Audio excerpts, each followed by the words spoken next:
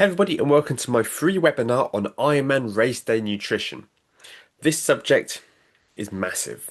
This subject is so important. And if you are new to Ironman, or if you had trouble with your nutrition before, I really want to help you understand how it is that you can improve this vital part of the day. Because there is no way that we can get through our race day without having a very keen eye on our nutrition. Now, heads up before we get started. I am suffering with a little bit of a cough. I'm past the worst of it, but if this webinar is broken up a little bit, if there's quite as much flow as normal, that's because I'm editing out the bits when I'm clearing my throat. So let's kick on and learn as much as we can about Ironman Race Day Nutrition. So a bit about me before we get started. I've been a professional triathlon coach since 2016. I've got over 50 triathlon finishes to my name, from sprint to Ironman. British triathlon high performing coach, that's the highest level of education you can get. And I'm a certified nutrition coach, as well as being an Ironman certified coach. So I've like to think I'm pretty qualified to know what I'm talking about in this instance here. I've got the qualifications, I've done the theory, and I've walked the walk as well. Nutrition will make or break your race. It doesn't matter how much you train. It doesn't matter how fit you are. If your nutrition goes backwards on the day, you'll probably fail to finish. Everything that we do is anchored in the nutrition, and people call it the fourth discipline. I mean, people also say strength is the fourth discipline, transition is the fourth discipline, nutrition is the fourth discipline. It's all part of this rich tapestry of triathlon. All these things that we need to cover. But nutrition for Ironman, it really is the keystone. If your nutrition goes wrong, everything else goes wrong. And in fact, you might as well not have bothered doing the training if your nutrition goes wrong. So we really need to pay careful attention to this. So I'm going to share with you a little bit about my early triathlon journey. So for the first couple of years in the sport, I was racing 7+ times a year. That's just triathlon. That's not including running, cycling, swimming events that I did as well. Podiuming early on in my career at some small events. Won the 5K club championship with my local club, and I was able to run a 1:34 half marathon. But then record scratch, here I am at my first 70.3 and catastrophic implosion. So how did I end up walking the run course looking quite as bad as that? Well, poor nutrition was the primary factor. So on the bike, I think I probably ate an energy bar and half a bottle of water. I was, I can see now looking back at my race file, just how much I slowed after that first kind of half an hour, sort of hour. Well, I was going strong for the first part, and then I really started to fall off a cliff. But I came off the bike and I thought, nah, this is it. This is fine. I'm good on the run. It's time to take some scalps. It's time to really push on. So I ran past an aid station as I started the run. Well, after about sort of 2 kilometers into the run, because I wanted to maintain my momentum. And this is a classic mistake that triathletes make. They want to maintain momentum. The result, catastrophic implosion. It was about 500 meters after the aid station. I just couldn't run. My legs just wouldn't let me. And this was avoidable. Now, don't get me wrong, my training could have been a lot better. I don't think I was quite ready to put in a strong middle distance. But everything that I'd done, to get ready for that race, all of the hours training, all of the research I'd done, buying all the gear, it all fell apart on the day because I neglected my nutrition. And like I said, a half marathon PB of 1:34 ended up taking me 2 hours and 56 minutes to complete that half marathon on that 70.3. That is nearly double the distance, so the duration to complete that. That is how badly things went. So let's kick off doing some basic theory on macronutrients. So we've got carbohydrates that come in the form of grains, fruits, vegetables, and sugars. These are easily digestible. They are really fast energy sources, so we can consume them, and within, sometimes as little as sort of 10-15 minutes, we can start to get the benefit of those. Fats, they make up largely dairy products and oils, but you can find them in other areas as well. But generally, if you think about milk and eggs and meat and that's where people tend to get a reasonable amount of their fat from. Protein itself, it comes from animal products, pulses, soy. There are plant-based options as well. This is incredibly vital for our recovery and also for muscle maintenance, muscle growth. We're not bodybuilders, but we do need to support our training with protein. If we fail to, then we're going to end up really compromising our sort of our training. We're not going to end up performing as we should do because we're going to be constantly fatigued, and our body just isn't really going to get much fitter either. The training just breaks you down. It's the recovery, it's the sleep, it's the protein that actually makes you stronger and fitter. Very few foods out there contain a single macronutrient. So if you take cheese for an example, you can say, oh yeah, that's a good source of fat, that is. It is, but it's also got protein in it. So there are very few, I mean, I think, vegetables are probably the exception there. They're generally, almost exclusively carbohydrate, but a lot of sources, they have a mixture of these in there. So, don't simply see, oh, that food is that macronutrient, that food is that macronutrient. It shouldn't be as much of a mouthful as it is. You should really, look at it from a broad spectrum and look at the ingredients on the label to give you an idea of what's in your food. Carbohydrates are king on race day, though. They are easily digestible, and this should be our primary fuel source. So give us this quick energy boost. They're easy to transport, easy to digest, they're cheap, readily available, you can pick them up really easily, and they don't go bad or curdle in the heat. If you think I'm going to, follow the carnivore diet and you have some beef jerky in your jersey pocket, by the time you get 70, 80 miles into your ride on a hot day, you're not going to want that beef jerky that's been in your pocket for that long. It's going to be rancid. So, carbohydrate really is the go-to. Don't listen to people who tell you that carbs are bad. They don't know what they're talking about. Glycogen. This is our human performance battery.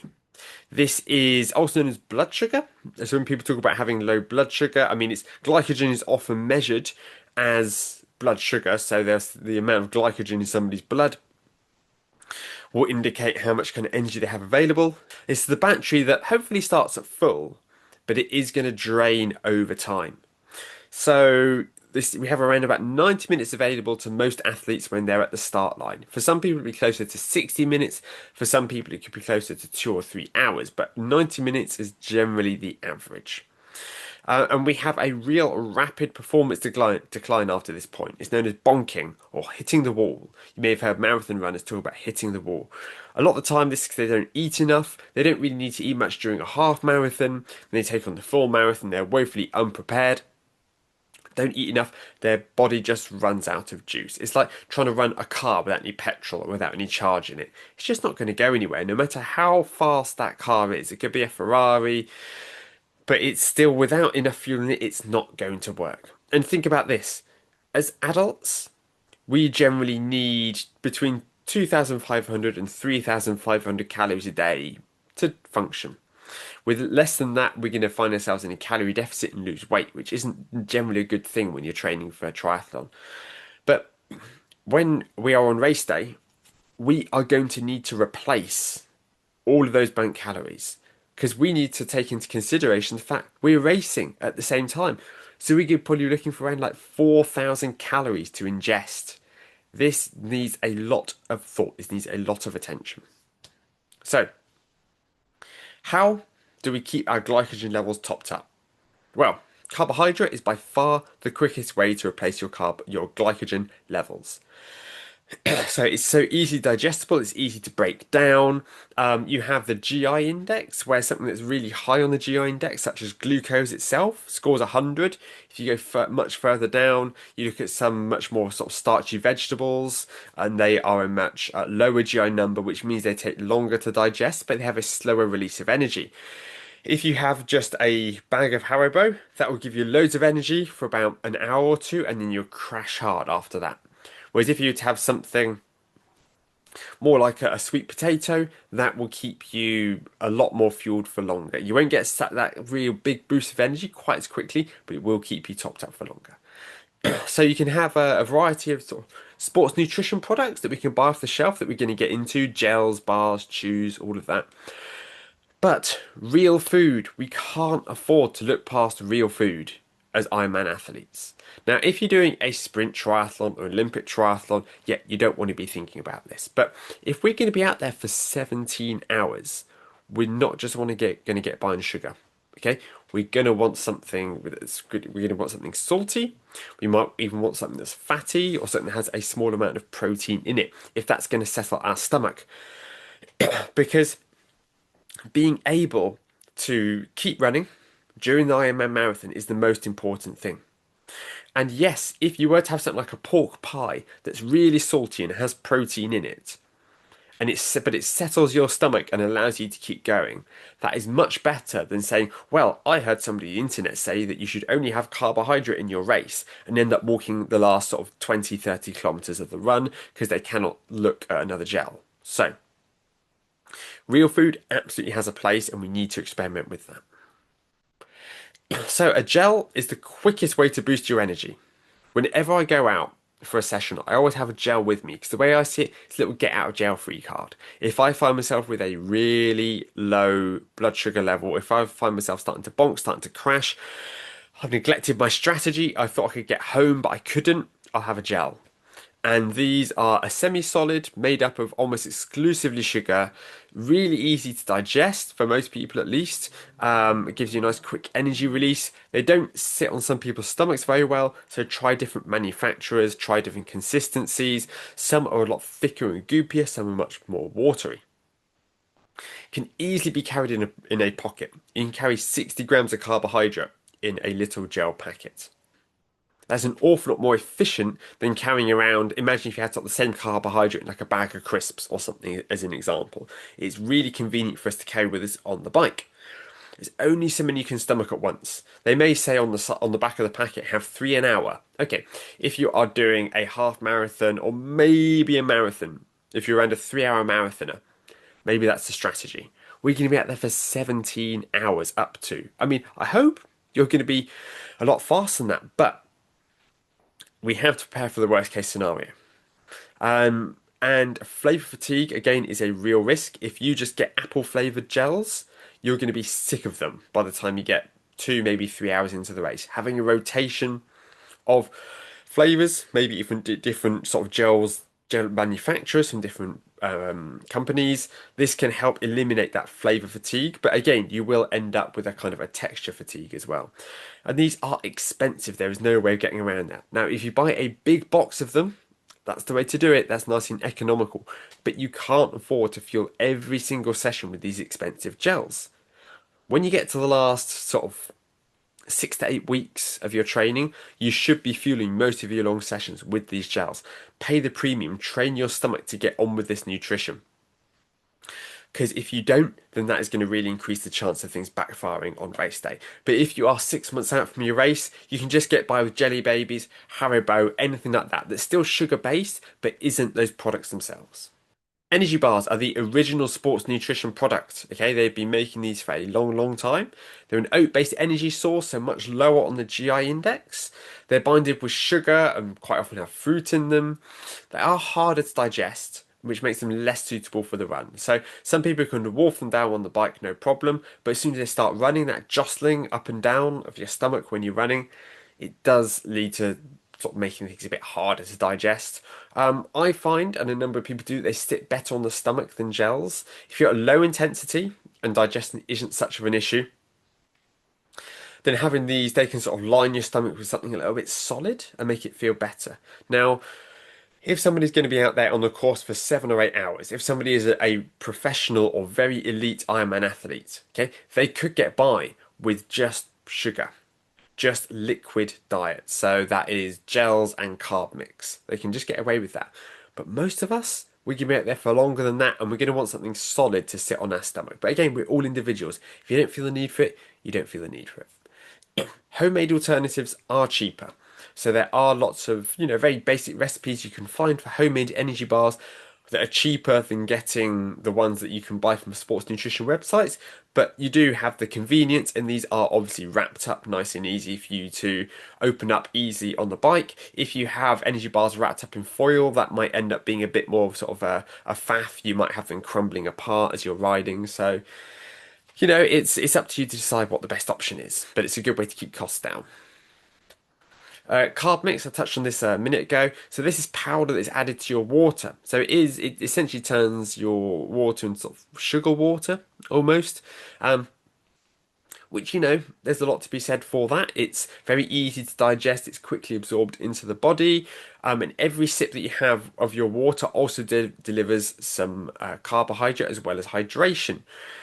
Now, this can be an issue if you are looking to, if you're doing a very humid race and you need to be taking on large amounts of water, but you don't necessarily want to take on that much carbohydrate, then you may want to have that split between, say, you may have some pure water on its own and some carb mix, or it may be that you need to take on a high concentration or a low concentration of sodium, and you want to have a separate bottle where you're getting your sodium from, which we'll touch on in a minute, and one that where you get your calories from. It's a big topic. These are easily digestible. They can be mixed to taste. So if you find the mixture that you get quite a strong mixture. So if you put the 3 scoops in your water and you find that a bit sweet, you can use 2.5. You really can control that. And this might include electrolytes. Some of them include salt in them as standard. Some of them are just straight energy. Okay, so you can, again, when you create nutrition strategy, you can work out which way you're going to go about that. So a bit more on electrolytes. So we need to replace salt that is lost through our sweat. We lose salt when we're sweating. That shouldn't be news to many people. We do need to replace that salt because it's really essential for allowing the movement of water through our cell membranes.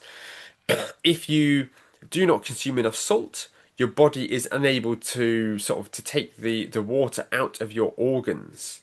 And that causes a condition known as hyponatremia, where the main symptom of it is that your brain swells inside your skull until you end up going into a coma and blacking out. Okay, now it's very rare. You have to drink an awful lot of water and no sodium to be able to get that deep, but it is an issue. So we do need to make sure that we're replacing our salt because our performance will also fall off of a cliff if we don't have enough sodium. The sodium you need is going to depend on you as an individual, how much you sweat, how salty your sweat is. And it's also going to depend on sort of the conditions that you're racing in. If you're in a very humid condition, that is something that you're going to need to take into account. Now, every long distance race is going to have aid stations. So it's going to have food and water and drinks out there available for you to use when you are racing.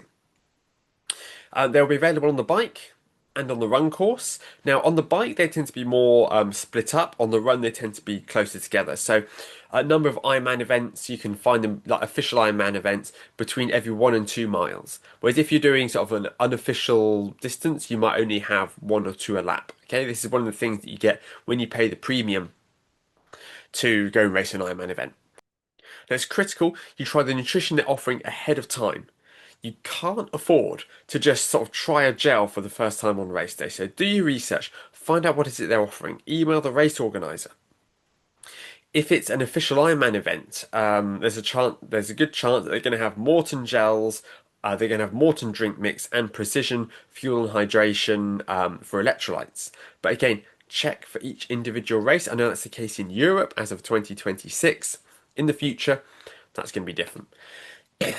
These aid stations, they can be chaotic, especially on the bike. So if you're racing in the UK, where you're going to be moving to the left-hand side to collect your bottles, keep to the right if you're not planning to use the aid station. If you're completely self-sufficient, stay out of that mess and move to the right. Whereas if you do need to stop, make sure that you pay attention and try not to change your mind last minute and swerve across a bunch of cyclists if you want to grab something to pick it up to eat or to drink.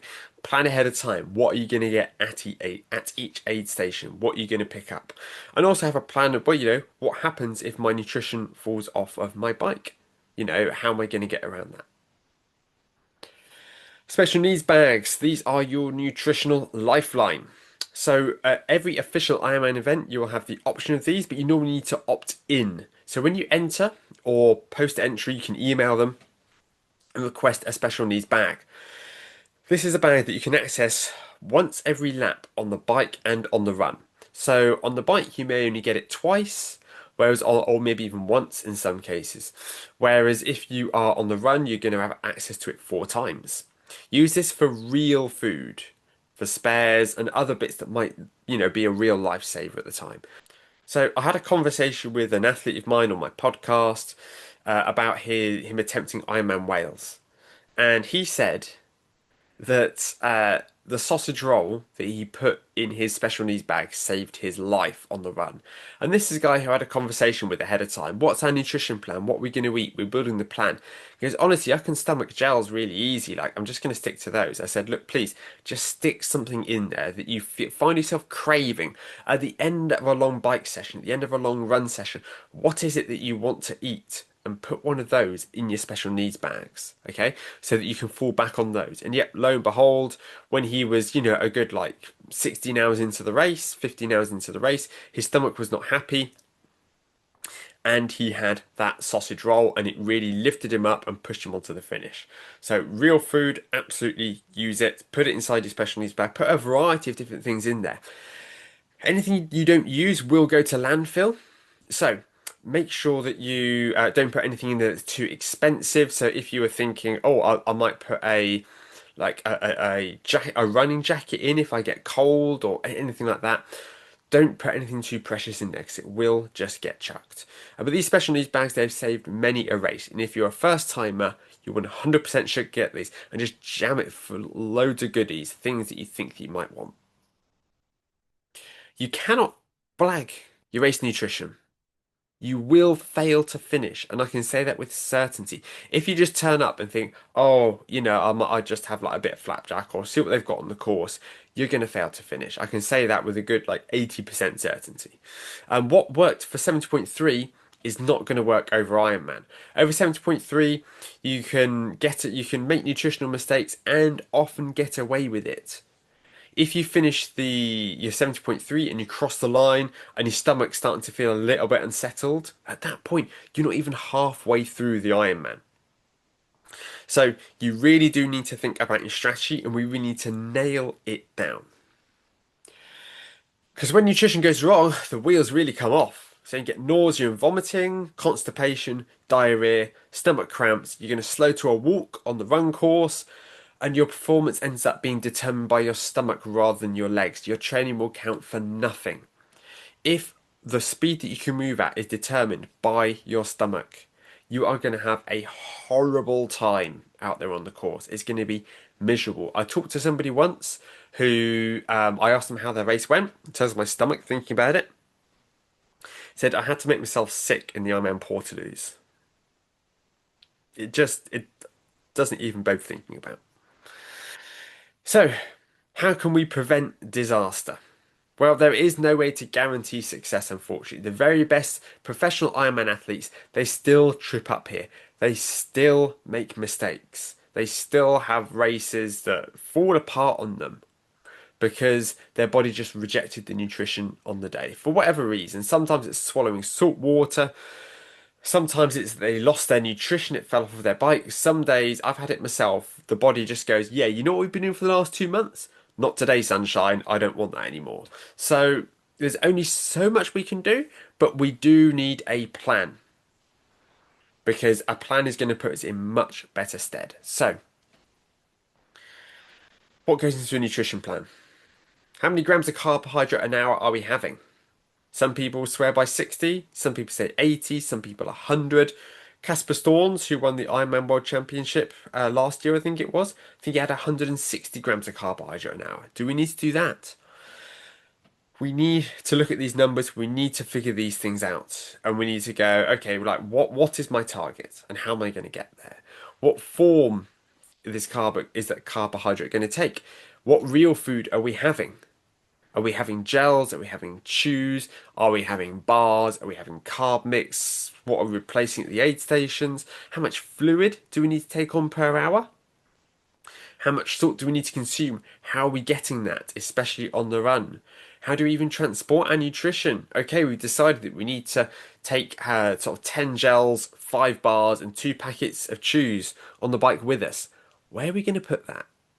We need to work that out. And we also need to look at what's available on the course and we need to plan around that.